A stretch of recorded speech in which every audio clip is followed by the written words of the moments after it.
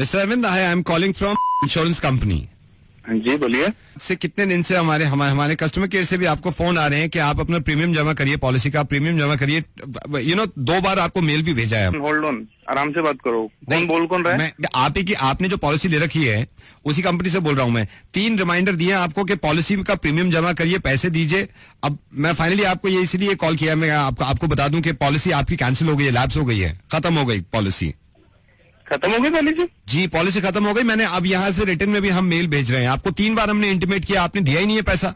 खत्म होगी पॉलिसी? ऐसे कैसे खत्म होगी? ऐसे इसलिए खत्म हो गई। 4 साल से मैं आपको प्रीमियम दे रहा हूँ, आप कह रहे हैं कि पॉलिसी खत्म हो गई, कैसे? 4 साल से 5वें साल भी आपको प्रीमियम टाइम पे देना था ना। अरे पागल हो गया क्या? पागल मैं नहीं हो गया। खत्म हो गई पॉलिसी? ये कंपनी का रूल है। अगर कंपनी ये क्या, आपने मेरे को जब पॉलिसी दी थी तब आपने ये थोड़ी ना बोला था ये 4 साल में खत्म होगी। कैंसिल कर दी। तुम्हें पता है कैसे मैं अपने पैसे जोड़ के, अपना पेट काट के तुम्हें मैं पैसे जमा करा रहा हूँ? सर आपको जब ये मालूम है ये एक रूल है कंपनी का, आप वैसे नहीं कर रहा हूँ। मैं ये कह रहा हूँ हम रिटर्न में मेल भेज रहे हैं आपको पढ़ लेना। पॉलिसी आपकी लैप्स हो गई है, अगले बार आप दोबारा से पॉलिसी। कैसे लैप्स होगी मेरी पॉलिसी? जब आपको प्रीमियम चाहिए था, जब आप पीछे आ रहे थे मेरे, अब आप मुझ पे मत चिल्लाइए आप। अबे मुझ पे नहीं चिल्लाऊंगा तो किस पे चिल्लाऊंगा? मुझ पे क्यों चिल्ला रहे हैं? आपकी और आपकी माँ को हुआ क्या है, वो भी चिल्ला रही है?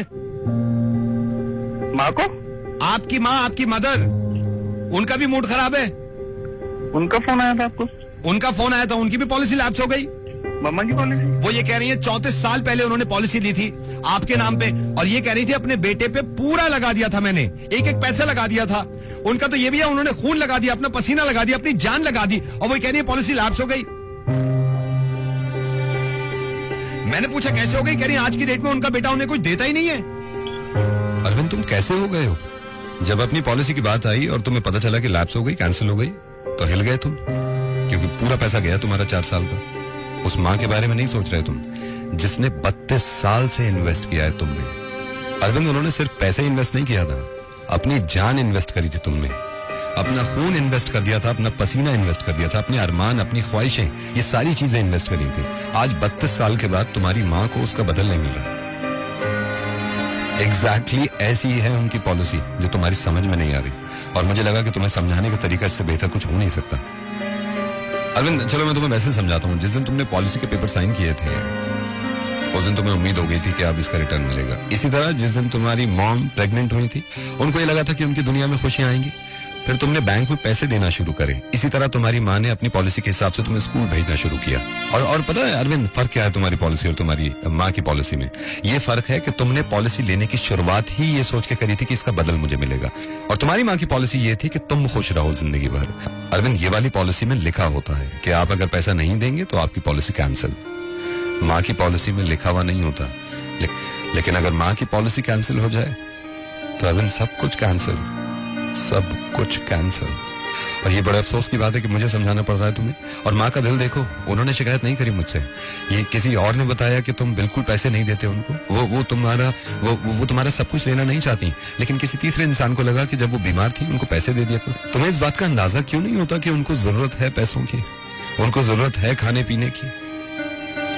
तुम्हें यह भी मालूम है अरविंद कि तुम्हारे पापा से लड़कर उन्होंने वो करवाया जो तुम चाहते थे, और खुद गुस्सा झेला तुम्हारे पापा का इतना सा कि महीने में तुम अपनी माँ को कुछ ना कुछ दिया करो। तुमसे ये भी नहीं हो रहा।